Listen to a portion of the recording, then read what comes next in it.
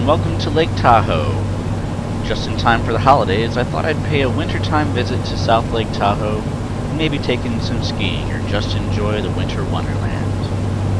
I had previously done a video at South Lake Tahoe in FSX when it was first released, but this is my first one here in P3D. Because I've already been here, I used a sunset time frame. I usually try to minimize sunset and dawn videos because they're somewhat overused, probably due to them being visually dramatic, but also because they tend to hide the scenery in its true colors. In this case, though, the snow-covered scene with the orange lighting from the sunset and the points of lights from humanity below gave me a holiday sensation, almost reminding me of Christmas lights.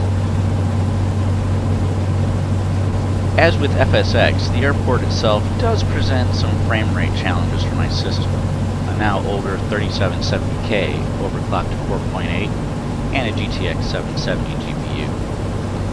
There are far tougher airports, to be sure, by ORBX and by others, but in the Grand Continuum I could hope for a little bit better smoothness. Once away from the airport, however, the remaining scenery coverage area, which is very large, has excellent performance. Luckily, there are a lot of control panel settings to play with, and minimizing or eliminating AI traffic does help. For this video, I used a freeware traffic optimizer called Air Traffic Manager to delete faraway AI traffic. One note about the Air Traffic Manager program is that it seems to not be stable in the presence of aircraft with MindStar GPS units.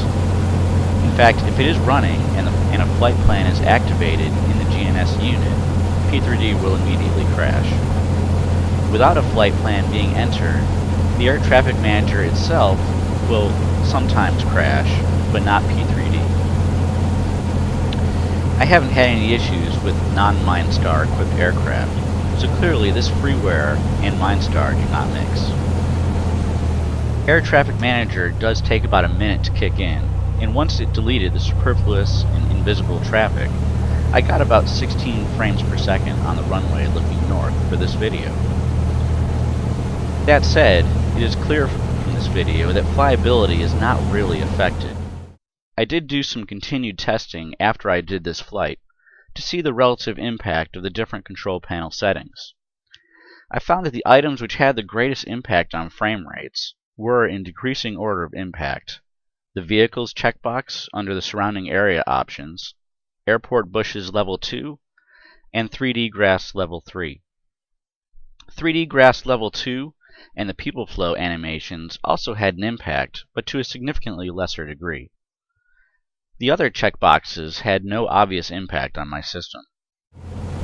Now, once clear of the runway, frames swiftly went up to 33 frames per second, which is where I have them locked.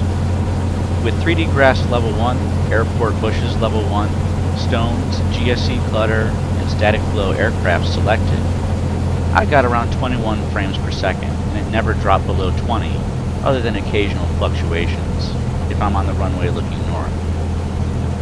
A couple of things to bear in mind: this video was made at dusk, and switching to daytime added about 3 frames per second. Secondly, frame rates and smoothness are highly system and software dependent, so many of you may see other effects. For this approach, once again in the A2A C182 Skylane, I lucked out with conditions. I generally use live weather, and when I flew to TVL, there was no wind whatsoever, which allowed me to approach from the north from over the lake. Of course, the video you see is actually my second landing attempt. I had to abort the first landing because an AI decided to land at the same time from the south. Why is that star moving below the mountaintops toward the runway?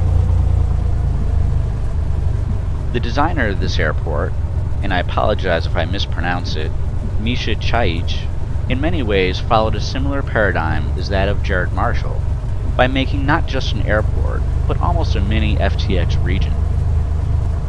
Many of the most visually successful ORBX sceneries seem to follow this approach, like Palm Springs, Jackson Hole, and Monterey, not the least because the airport itself blends in best with custom scenery in the surrounding area, and since the surrounding scenery borders are so far away and frequently not even visible, the whole picture looks great.